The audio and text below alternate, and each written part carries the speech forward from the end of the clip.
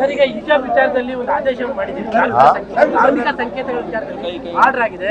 But ಹಿಜಾಬ್ ವಿಚಾರದಲ್ಲಿ BJP ತಕರಾರು ತಗೊಂಡಿದೆ. ಹಿಜಾಬ್ ಯಾಕೆ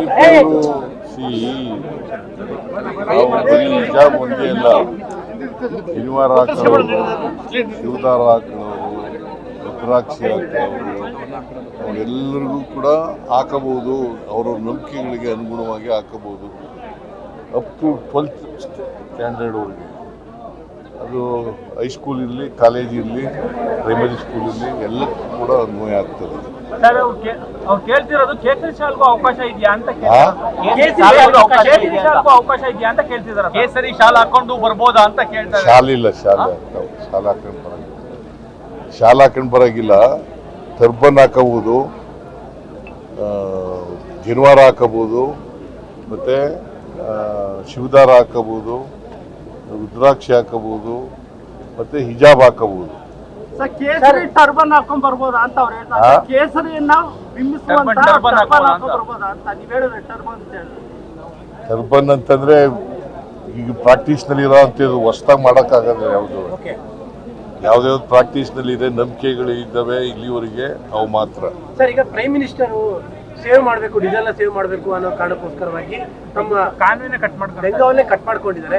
ಆ ಥರದ ಪ್ರಾಕ್ಟೀಸ್ ಬೇರೆ ಸ್ಟೇಟ್ಗಳಲ್ಲಿ ತುಂಬ ಕರ್ನಾಟಕದಲ್ಲಿ ನಡೆಯುತ್ತೆ. ಬೇರೆ ಸ್ಟೇಟ್ಗಳಲ್ಲಿ ಇದೆಯಾ ಅಂತ ನೋಡೋಣ. ಕರ್ನಾಟಕದಲ್ಲಿ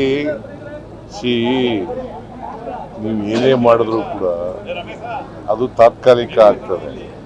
ಮತ್ತೆ ಇವರು ಪ್ರೈಮ್ ಮಿನಿಸ್ಟರ್ ಹೇಳಿರ್ತಕ್ಕಂಥದ್ದು ಅದು ಸರಿಯಾದಂಥ ಕ್ರಮ ಅಲ್ಲ. ಅದ್ರ ಬದಲು ಈಗ ಬೇರೆ ದೇಶಗಳ ಜೊತೆ ನೀವು ಮಾತಾಡಿ, ಈಗ ಬೇರೆ ದೇಶಗಳು ಜೊತೆ ಮಾತಾಡಿ ಅವ್ರಿಗೆ ಒಂದು ಇನಾನಿಮಸ್ ಇದಕ್ಕೆ ಬರೋದು, ಕಾನ್ಸಿಯಸ್ ಬರೋದು ಒಳ್ಳೇದು. ಸರ್, ತಾವೆಲ್ಲ ದೆಹಲಿಗೆ ಹೋಗ್ತಿದ್ದೀರಾ ಸರ್? ಹೈಕಮಾಂಡ್ ಭೇಟಿ ಮಾಡಿ ದೆಹಲಿಗೆ ಏನಾದ್ರು ಹೋಗ್ತಾ ಇದ್ದೀರಾ ಸರ್? ದೆಹಲಿಗೆ ಹೈಕಮಾಂಡ್ ಭೇಟಿ ಮಾಡೋದಕ್ಕೆ, ಸಂಪುಟ ಪುನರಚನೆ ವಿಚಾರ, ಕ್ಯಾಬಿನೆಟ್ ಪುನರಚನೆ ವಿಚಾರ ಇಲ್ಲ, ಅವ್ರು ಕರೆದಾಗ ಹೋಗ್ತಾರೆ. ಅಲ್ಲ 15ನೇ ತಾರೀಕು ಟೈಮ್ ಫಿಕ್ಸ್ ಆಗಿದೆ. ನಿನ್ಗೆ ಹೇಳ್ಬಿಟ್ರಾ? ಅಲ್ಲ, ನಿನ್ಗೆ ಹೇಳಿದ್ರೇನೆ. ನಮಗೆ ಹೇಳಿಲ್ಲ ಸರ್. ಮತ್ತೆ 15 ಅಂತ ಯಾಕೆ ಹೇಳಿದೆ? ಅಲ್ಲ, 15 ಅಂತ ಯಾಕೆ ಹೇಳಿದೆಪ್ಪ? 15ನೇ ತಾರೀಕು ಅಂತ ಯಾಕೆ ಹೇಳಿದೆ? ಮಾಹಿತಿಗಳು ಯಾರು ಮಾಹಿತಿ? ಎಲ್ಲಿ ಮಾಹಿತಿ?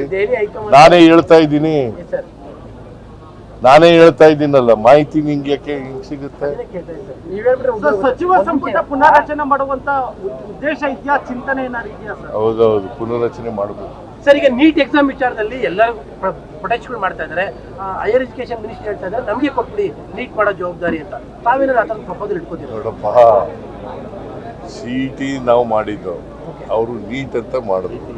ಅದನ್ನು ಸರಿಯಾಗಿ ಮಾಡದೆ ಹೋದ್ರೆ ಈಗ ಪಾಪ ಓದಿರತಕ್ಕಂಥ ಪರೀಕ್ಷೆ ಬರೆದಿದ್ದವು ಅವೆಲ್ಲ ಏನಾಗಬೇಕು ಅವ್ರ ಕತೆ? ನೀವು ಮೊದಲು ಕೇಂದ್ರ ಸರ್ಕಾರನ ಟೀಕೆ ಮಾಡಿ